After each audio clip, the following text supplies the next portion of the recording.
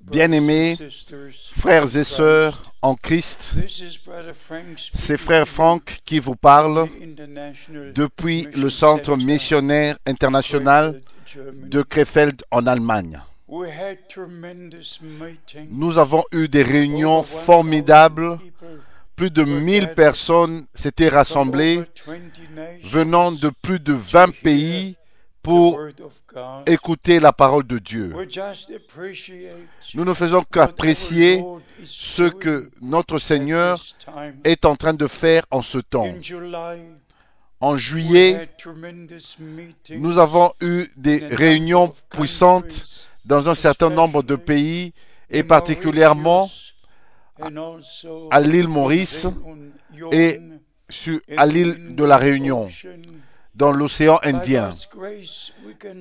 Et par la grâce de Dieu, nous pouvons rendre témoignage que le Seigneur appelle son peuple de toutes les nations, de toutes les tribus, et nous comprenons que ceci est le dernier appel, le dernier message, avant que notre Seigneur et Sauveur revienne pour nous prendre à la maison dans la gloire. Ainsi, par la grâce de Dieu, nous partageons la parole de Dieu, les promesses de Dieu, et nous croyons que le Seigneur lui-même va achever son œuvre avec l'Église du Nouveau Testament, avec l'épouse, et ensuite, selon Romains chapitre 11, il achèvera son œuvre avec Israël. Nous croyons à la véritable parole et aux vraies promesses et nous restons avec la parole de Dieu pour toujours. Parce que les cieux et la terre passeront, chaque interprétation passera et ceux qui croient, les interprétations sont des fous, des fous. Ceux qui sont sages croient la parole de Dieu. Et jamais des vierges sages vont croire une quelconque explication ou une quelconque interprétation. Les véritables qui sont nés de nouveau, ceux qui croient chaque parole, ne vont jamais et jamais s'attendre à ce que quelqu'un vienne et leur donne une interprétation particulière. Pourquoi? Parce que dans 2 Pierre chapitre 1, très clairement, sous l'inspiration du Saint-Esprit, l'homme de Dieu a dit, au verset 20, dans 2 Pierre chapitre 1, verset 20, sachez tout d'abord, vous-même, qu'aucune prophétie de l'Écriture ne peut être un objet d'interprétation particulière. Et laissez-moi vous dire ceci avec amour. Si vous ne respectez pas une telle déclaration divine dans la parole de Dieu, alors oubliez cela. Oubliez, ayez votre propre chemin et continuez votre propre chemin. Si vous ne respectez pas chaque parole de Dieu, vous n'êtes même pas né de nouveau. Vous ne faites que jouer au christianisme et vous ne faites que prétendre être dans l'épouse. Si vous êtes dans l'épouse, vous êtes une partie de l'époux. Comme Ève a été prise en dehors d'Adam, ainsi l'épouse fut sortie de l'époux sur la croix du calvaire. Chair de sa chair et eau de ses eaux. Et esprit de son esprit. C'est ainsi. Aucun véritable enfant de Dieu ne peut recevoir une interprétation particulière. Et aussi nous comprenons le mandat que l'apôtre Paul avait reçu en son temps. et aussi ceux qui collaboraient avec lui, comme Timothée. Et dans 1 Timothée, au chapitre 6, nous lisons très clairement de cet homme de Dieu ce qu'il devait dire au sujet du ministère. Et ici, nous lisons de telles paroles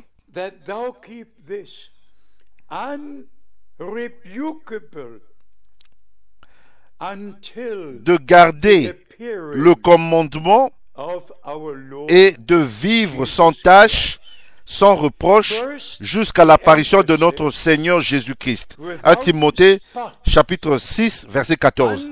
D'abord, sans tâche, et puis sans reproche. Le dernier ministère ne peut pas avoir une tâche et doit être sans reproche, car ceci est le dernier message. Et comme nous sommes lavés par le sang de l'agneau de tous nos péchés, nous avons été délivrés de toute incrédulité parce que, par la grâce de Dieu, nous respectons et croyons chaque parole de Dieu. C'est ainsi que l'épouse, la véritable église sera présentée à notre Seigneur et Sauveur. Nous devons lire Éphésiens chapitre 5. Éphésiens chapitre 5, nous lisons les paroles précieuses qui nous sont adressées en ce temps. Éphésiens chapitre 5, il est écrit ici, au verset 26 et verset 27, afin de la sanctifier en la purifiant et en la lavant par l'eau de la parole, pour faire paraître devant lui cette église glorieuse,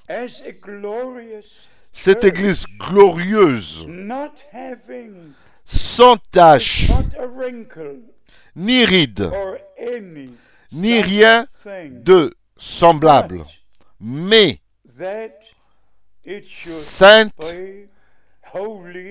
et irréprochable. D'abord, le ministère doit être sans tache. D'abord, le ministère doit être sans reproche, irréprochable. Ça doit être la pure, sainte parole de Dieu du début jusqu'à la fin. Et ensuite, seulement, tous ceux qui font partie de l'Église véritable et sont dans l'épouse seront lavés par l'eau de la parole de Dieu, de toute interprétation, de tous les faux enseignements, de toute erreur, et seront lavés d'abord dans le sang de l'agneau, purifiés de tout péché et lavés dans l'eau de la parole de Dieu pour être irréprochable, sans tache, pour le jour du retour de Jésus-Christ. Je le dis avec amour et je le dis pour la gloire de Dieu. Par la grâce de Dieu, vous savez tous, j'ai eu le grand privilège de connaître mon Seigneur depuis 1948-1949. J'ai eu le privilège d'être ensemble avec Frère Branham, l'ayant connu pendant 10 ans, étant avec lui dans la même voiture et mangeant avec lui autour de la même table, et ensuite, après son départ dans la gloire, j'ai même dormi dans son lit. Mes frères et sœurs, ça n'aurait pas été suffisant pour que je dise que je suis un serviteur de Christ. Mais par la grâce de Dieu, le Seigneur m'a appelé au ministère. Et frère Branham l'a confirmé en présence de 2 témoins. Vous connaissez tous mon témoignage. C'est ainsi que je porte une responsabilité en ce temps, comme personne d'autre sur la terre, pour apporter le véritable message qui est, selon ce que le Seigneur a dit le 11 juin 1933, que le message qui avait été donné à son prophète William Branham précédera la seconde venue de Christ. Le Seigneur a repris le messager, mais le message est resté avec nous. Et je suis toujours heureux d'entendre et de lire quand frère Branham met l'accent sur la parole de Dieu. Vous savez, notre Seigneur, il a mis tout le poids sur la parole de Dieu. Si vous demeurez dans ma parole, dans mes paroles, et mes paroles demeurent en vous, alors vous êtes vraiment mes vrais disciples. Sanctifie-les dans la vérité, ta parole est la vérité. Il n'y a pas de sanctification en dehors de la parole de Dieu. Et ici, frère Branham dit, dans la réunion à Shreveport, vous ne devez jamais laisser cette parole. Vous devez rester exactement avec la parole, telle qu'elle est écrite. N'apportez pas votre propre interprétation particulière à la parole de Dieu. Dites-le seulement. Dites-le seulement telle qu'elle est écrite. Ça, c'est la parole de Dieu. Et ça, c'est Dieu. Et Dieu et sa parole, c'est la même personne. Tout simplement la même. Mes bien-aimés frères et sœurs, frère Branham a mis l'accent. Ne recevez rien d'autre à moins que cela soit écrit dans la parole de Dieu. Ainsi, mes bien-aimés, je peux dire ceci par la grâce de Dieu. Jamais, dans les 12 000 prédications que j'ai apportées dans les 60 dernières années, que j'ai donné une quelconque interprétation particulière, même pas une seule fois, même pas une seule fois. Seulement ce que la parole dit de la Genèse à l'Apocalypse. Ceci est la parole de Dieu pour toujours et à jamais. Et si vous voulez discuter, vous devez aller vers quelqu'un d'autre, pas à frère Frank. Mais bien aimé,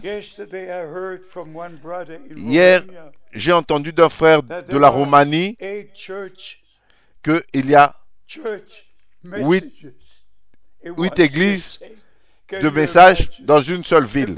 Pouvez-vous imaginer une petite ville et là, dans cette petite ville, 8 églises différentes prétendant croire le message, Frère, ils devraient fermer leur bouche pour toujours et pour toujours. Ils sont séduits et ils sont en train de séduire les autres. D'abord, si vous êtes un véritable homme de Dieu, vous allez respecter l'appel divin et le ministère que Dieu a placé dans notre temps et dans notre jour, qui a pris le message de l'heure à peu près 170 pays, apportant le dernier message, la véritable parole de Dieu, et nous ramenons au jour apostolique, aux doctrines apostoliques, Et ça, c'était le ministère de Frère Branham. Retournez à la parole de Dieu, retournez au même fondement, aux enseignements des apôtres, parce que la fin doit être comme était le commencement. Ainsi, mes bien-aimés, rappelez-vous de ces trois écritures dans Éphésiens chapitre 5. Le Seigneur aura une église sans tache ni ride. Et le dernier ministère que Paul s'adressait à Timothée doit être sans tache, irréprochable, parce que nous avons été lavés dans la parole et dans l'eau de la parole de Dieu. Et aucune tache est restée. Aucune ride, comme aucune tache reste après que nous avons été lavés par le sang de l'agneau. Aucune tache est restée. Aucun enseignement de dénomination, aucune opinion personnelle, aucune interprétation ne peut rester. Rien que la sainte et véritable parole de Dieu. Bien-aimés, je dois conclure et je suis très reconnaissant envers le Dieu Tout-Puissant que ceci est le temps pendant lequel tout arrive à maturité et tous ceux qui sont de Dieu écoutent la parole de Dieu. Ils sont sanctifiés dans la parole, ils sont lavés dans l'eau de la parole et ensemble, nous nous préparons pour le retour imminent de Christ. Et laissez-moi vous dire ceci, que le retour de Christ sera une réalité et son ascension était exactement telle que c'était écrit à 17 reprises dans les lettres des apôtres. Nous avons la description exacte, précise de ce qui va s'accomplir lors du retour du Seigneur pour nous prendre dans la maison. Même un fou ne peut pas s'égarer si vous respectez la sainte parole de Dieu. Le Seigneur lui-même, pas un enseignement, pas une révélation, le Seigneur lui-même qui est monté au ciel dans un corps glorifié reviendra de la même manière qu'il est monté lors de la résurrection de ceux qui sont en Christ. Et nous qui sommes restés vivants, et nous serons changés et ensemble nous serons enlevés pour rencontrer le Seigneur dans les airs et aller avec lui au festin des noces de l'agneau. Aucune interprétation, on n'a pas besoin d'une quelconque interprétation. Embrassez simplement la sainte parole de Dieu et croyez-la et prenez part à ce que Dieu est en train de faire maintenant. Soyez bénis dans le saint nom de Jésus. Amen.